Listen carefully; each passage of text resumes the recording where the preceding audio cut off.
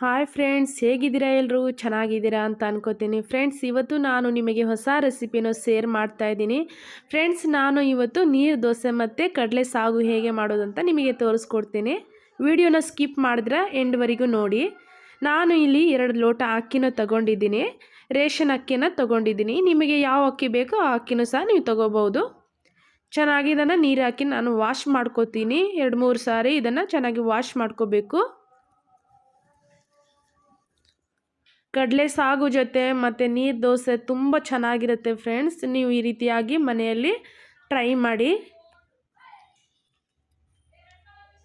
ಇದರಲ್ಲಿ ಏನು ಹಾಕೋದೇ ಬೇಡ. ಒಂದು ಅಕ್ಕಿ ಮತ್ತು ಮಿಕ್ಸಿಯಲ್ಲಿ ರುಬ್ಬುವಾಗ ಸ್ವಲ್ಪ ಕಾಯಿ ಹಾಕಿದರೆ ಸಾಕು. ಬೆಳಗ್ಗೆ ನಾನು ಇದನ್ನು ನೆನೆಸಲಿಕ್ಕೆ ಇಡ್ತಾ ಇದ್ದೀನಿ. ಬೆಳಗ್ಗೆ ಇದನ್ನು ನಾನು ನೆನೆಸೋಕ್ಕೆ ಇಟ್ಬಿಟ್ಟು ರಾತ್ರಿ ಇದನ್ನು ಮಿಕ್ಸಿಯಲ್ಲಿ ನಾನು ರುಬ್ತಾ ಇದ್ದೀನಿ.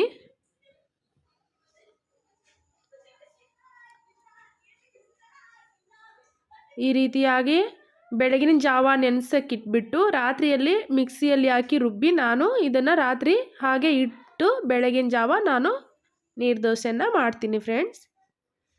ನೋಡಿ, ಈ ರೀತಿಯಾಗಿ ನಾನು ಕಾಯಿ ಮೇಲೆ ಸಿಪ್ಪೆ ತೆಗಿಬೇಕಾಗತ್ತೆ. ಬ್ರೌನ್ ಇರೋದೆಲ್ಲ, ಅದು ಬ್ರೌನಿಶ್ ಇರೋದೆಲ್ಲ ಅದ್ರ ಮೇಲೆ ಇರೋದು, ತೆಂಗಿನಕಾಯಿ ಮೇಲೆ ಇರೋದು ತೆಗಿಬೇಕು.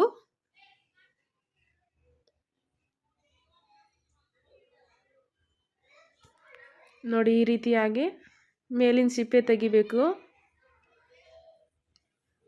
ನೋಡಿ, ಈ ರೀತಿಯಾಗಿ ಚಿಕ್ಕದಾಗಿ ಕಟ್ ಮಾಡಿಕೊಂಡು ಇದನ್ನು ಮಿಕ್ಸಿಯಲ್ಲಿ ಹಾಕಿ ರುಬ್ಬಬೇಕಾಗತ್ತೆ. ಈ ರೀತಿಯಾಗಿ ಕಾಯಿ ಹಾಕೋದ್ರಿಂದ ಚೆನ್ನಾಗಿ ಸ್ಮೂತಾಗಿ ಚೆನ್ನಾಗಿ ಬರುತ್ತೆ ನೀರು ದೋಸೆ.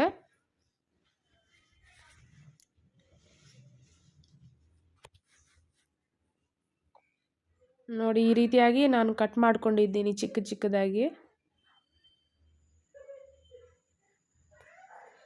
ಅಕ್ಕಿ ರುಬ್ಬುವಾಗ ಅಕ್ಕಿ ಜೊತೆಯಲ್ಲಿ ಹಾಕಿ ರುಬ್ಕೋಬೇಕು ನೀವು.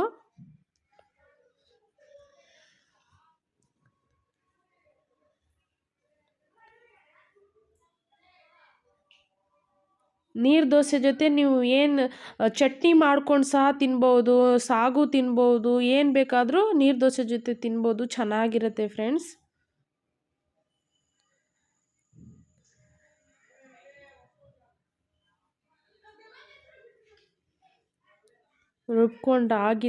ರುಬ್ಕೊಂಡಿದ್ದೀನಿ.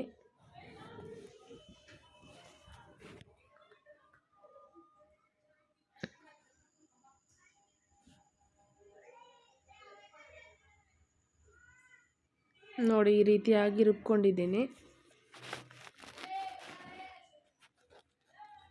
ರಾತ್ರಿ ರುಬ್ಬಿ ಇಟ್ಟು ಬೆಳಗಿನ ಜಾವ ಮಾಡಿದರೆ ಚೆನ್ನಾಗಿ ಬರುತ್ತೆ ನೀರು ದೋಸೆ.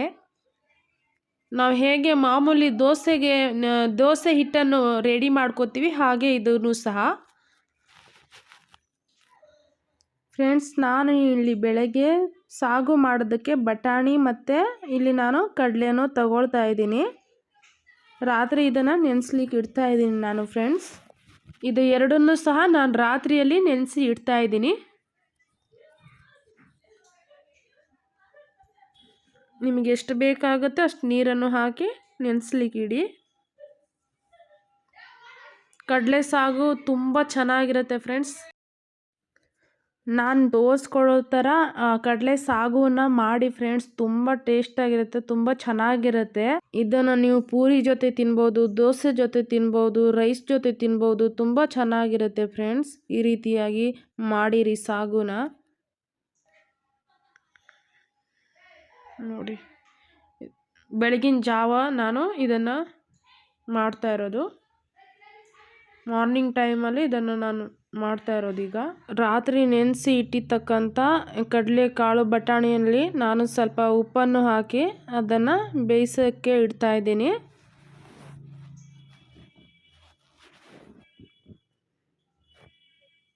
ಒಂದು 4-5 ವಿಸಿಲ್ ಬಂದರೆ ಚೆನ್ನಾಗಿ ಬೆಂದಿರುತ್ತೆ. ಚೆನ್ನಾಗಿ ಬೆಂದಿದ್ರೆ ಚೆನ್ನಾಗಿ ಟೇಸ್ಟ್ ಬರುತ್ತೆ ಫ್ರೆಂಡ್ಸ್. ಈ ರೀತಿಯಾಗಿ ನೋಡಿ ರಾತ್ರಿ ನಾವು ರುಬ್ಬಿ ಇಟ್ಟಿರ್ತಕ್ಕಂಥ ನೀರು ದೋಸೆ ಬ್ಯಾಟರ್ ಸಹ ರೆಡಿಯಾಗಿದೆ. ನೋಡಿ ಈ ರೀತಿಯಾಗಿ ಇರಬೇಕು.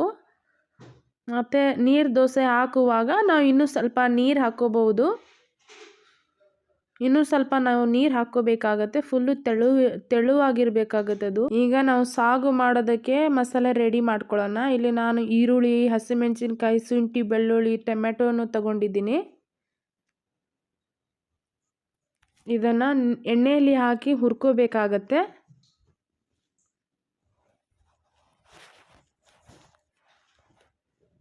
ಈಗ ನಾನು ಸ್ವಲ್ಪ ಎಣ್ಣೆ ಹಾಕ್ತಾ ಇದ್ದೀನಿ ಇದರಲ್ಲಿ. ಫಸ್ಟು ನಾನು ಈರುಳ್ಳಿ ಹಾಕ್ಕೋತಾ ಇದ್ದೀನಿ.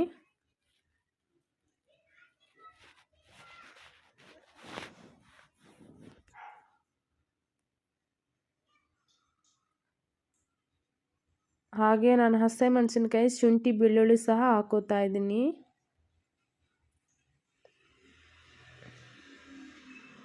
ಇದು ಚೆನ್ನಾಗಿ ಬ್ರೌನ್ ಆಗುವವರೆಗೂ ಚೆನ್ನಾಗಿ ಎಣ್ಣೆಯಲ್ಲೇ ಇದನ್ನು ಹುರ್ಕೋಬೇಕು.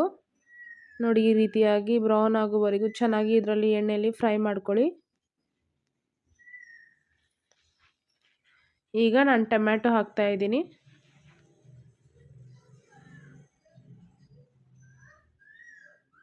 ನೀವು ಈ ಥರ ಕಡಲೆ ಸಾಗು ಮಾಡಿದರೆ ತುಂಬ ಟೇಸ್ಟ್ ಅಂದರೆ ತುಂಬ ರುಚಿಕರವಾಗಿರುತ್ತೆ. ಈ ರೀತಿಯಾಗಿ ನೀವು ಮನೆಯಲ್ಲಿ ಟ್ರೈ ಮಾಡಿ. ಸ್ವಲ್ಪ ಕೊತ್ತಂಬರಿ ಸೊಪ್ಪು ಹಾಕ್ತಾ ಇದ್ದೀನಿ.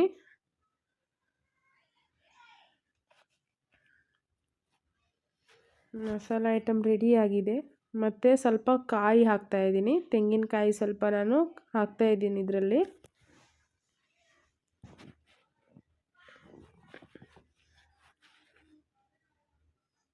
ಇದನ್ನು ಚೆನ್ನಾಗಿ ಮಿಕ್ಸ್ ಮಾಡಿಕೊಂಡು ಮಿಕ್ಸಿಯಲ್ಲಿ ಹಾಕಿ ರುಬ್ಕೋಬೇಕಾಗತ್ತೆ.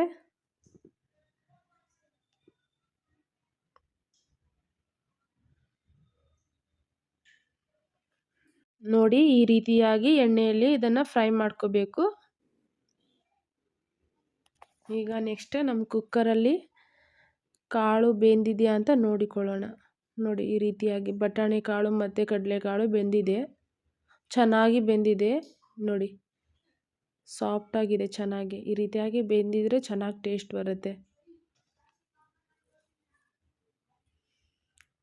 ನೆಕ್ಸ್ಟ್ ನಾವು ಮಸಾಲೆ ರುಬ್ಬಿಕೊಳ್ಳೋಣ. ಇಲ್ಲಿ ನಾನು ಮಿಕ್ಸಿ ಜಾರನ್ನು ತಗೊಂಡು ಅದರಲ್ಲಿ ಎಲ್ಲ ಹುರ್ಕೊಂಡಿರ್ತಕ್ಕಂಥ ಮಸಾಲೆನ ಹಾಕಿ ರುಬ್ತಾ ಇದ್ದೀನಿ ನಾನು.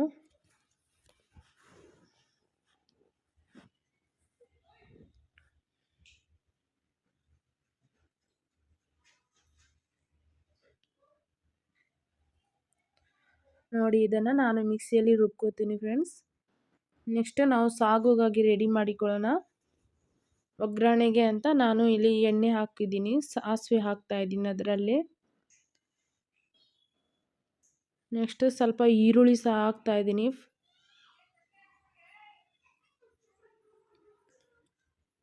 ಎಣ್ಣೆಯಲ್ಲೇ ಈರುಳ್ಳಿನ ಬಾಡಿಸ್ಕೊಳ್ಳಿ ಚೆನ್ನಾಗಿ. ಸ್ವಲ್ಪ ಕರಿಬೇವಿನ ಸೊಪ್ಪು ಹಾಕ್ತಾ ಇದ್ದೀನಿ.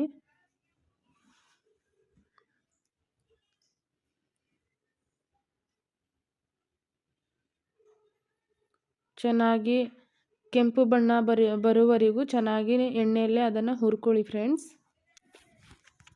ನಾನು ನೀರು ದೋಸೆ ಮಾಡಿರೋಂಥ ವಿಡಿಯೋ ಮತ್ತೊಂದು ಮಾಡಿದ್ದೀನಿ, ಅದನ್ನು ನೀವು ನೋಡಿ.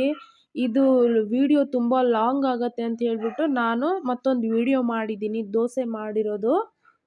ಈರುಳ್ಳಿ ಈಗ ಚೆನ್ನಾಗಿ ಫ್ರೈ ಆಗಿದೆ. ನಾನು ರುಬ್ಬಿಟ್ಟಿರ್ತಕ್ಕಂಥ ಈ ಮಸಾಲೆನೂ ಹಾಕ್ತಾ ಇದ್ದೀನಿ ಇದರಲ್ಲಿ.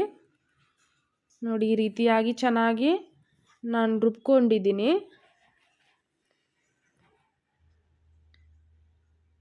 ಇದನ್ನು ಎಣ್ಣೆಯಲ್ಲಿ ಸ್ವಲ್ಪ ಹೊತ್ತು ಹೀಗೆ ಫ್ರೈ ಮಾಡ್ಕೊಳ್ಳಿ.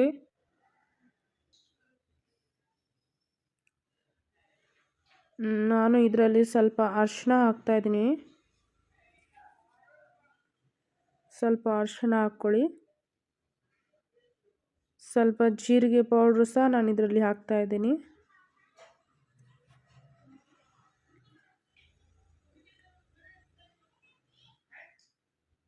ಸ್ವಲ್ಪ ಧನಿಯಾ ಪುಡಿ ಸಹ ಹಾಕ್ತಾ ಇದ್ದೀನಿ.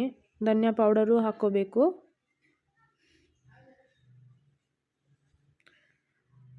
ಇವಾಗ ಚೆನ್ನಾಗಿ ಮಿಕ್ಸ್ ಮಾಡಿಕೊಂಡು ಸ್ವಲ್ಪ ಹೊತ್ತುವರೆಗೂ ಮಸಾಲೆ ಎಲ್ಲ ಫ್ರೈ ಆಗುವವರೆಗೂ ಹಾಗೆ ಬಿಡಿ. ನೋಡಿ ಈ ರೀತಿಯಾಗಿ ಚೆನ್ನಾಗಿ ಮಸಾಲೆ ಎಲ್ಲ ರೆಡಿ ಆಗ್ತಾ ಇದೆ.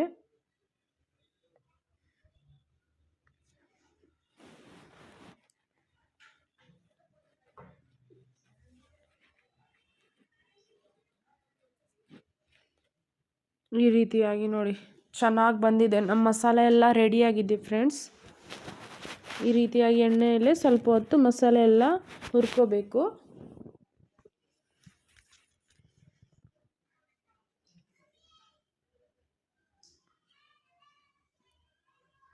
ಇದರಲ್ಲಿ ನಾನು ಈಗ ಬೇಯಿಸಿ ಇಟ್ಟಿರ್ತಕ್ಕಂಥ ಕಾಳನ್ನು ಹಾಕ್ತಾ ಇದ್ದೀನಿ. ನೋಡಿ ತುಂಬ ಈಸಿಯಾಗಿದೆ ಫ್ರೆಂಡ್ಸ್. ಈ ರೀತಿಯಾಗಿ ನೀವು ಮನೆಯಲ್ಲಿ ಸಹ ಮಾಡಿಕೊಳ್ಳಿ, ಆದರೆ ತಿನ್ನೋದಕ್ಕೆ ತುಂಬ ಟೇಸ್ಟ್ ಆಗಿರುತ್ತೆ.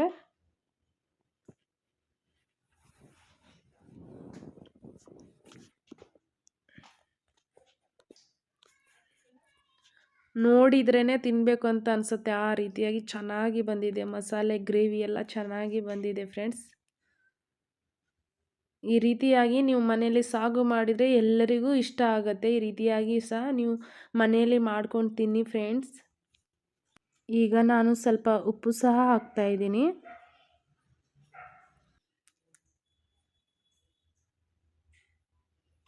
ನಿಮಗೆ ಎಷ್ಟು ನೀರು ಬೇಕಾಗುತ್ತೋ ಅಷ್ಟು ನೀರು ಹಾಕ್ಕೊಳ್ಳಿ. ಜಾಸ್ತಿ ನೀರು ತೆಳು ಆಗಬಾರ್ದು, ಅದು ಸ್ವಲ್ಪ ಗಟ್ಟಿ ಗ್ರೇವಿ ಥರ ಇರಬೇಕು.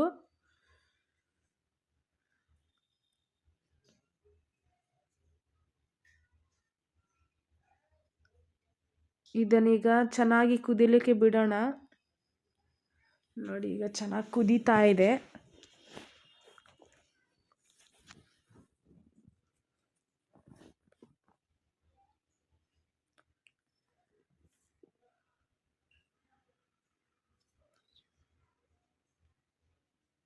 ಇನ್ನೂ ಸ್ವಲ್ಪ ಹೊತ್ತು ಹಾಗೆ ಕುದಿಲಿಕ್ಕೆ ಬಿಡಬೇಕಾಗತ್ತೆ ಇದನ್ನು.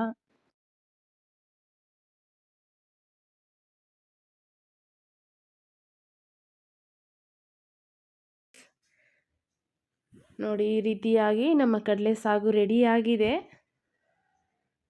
ಈಗ ಇದರ ಮೇಲೆ ಕೊತ್ತಂಬರಿ ಸೊಪ್ಪನ್ನು ಹಾಕಿ ಇದನ್ನು ಸೈಡಲ್ಲಿ ಇಟ್ಬಿಡೋಣ.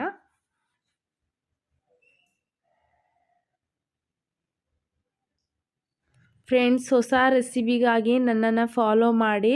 ಹಾಗೆ ಈ ವಿಡಿಯೋ ನಿಮಗೆ ಇಷ್ಟ ಆದರೆ ಲೈಕ್ ಮಾಡಿ, ಕಮೆಂಟ್ ಮಾಡಿ, ಹಾಗೆ ಸಬ್ಸ್ಕ್ರೈಬ್ ಮಾಡೋದನ್ನು ಮರಿಬೇಡಿ ಫ್ರೆಂಡ್ಸ್. ನನ್ನ ವಿಡಿಯೋ ನಿಮಗೆ ಇಷ್ಟ ಆಗಿದರೆ ಕಮೆಂಟ್ ಮೂಲಕ ನನ್ನನ್ನು ತಿಳಿಸಿ ಫ್ರೆಂಡ್ಸ್. ನೋಡಿ ಫ್ರೆಂಡ್ಸ್, ಕಡಲೆ ಸಾಗು ರೆಡಿಯಾಗಿದೆ. ನಾನು ನೀರು ದೋಸೆ ಮಾಡಿರುವಂಥ ವಿಡಿಯೋನ ಹಾಕಿರ್ತೀನಿ, ಆ ವಿಡಿಯೋ ಸಹ ನೀವು ನೋಡ್ಬೋದು.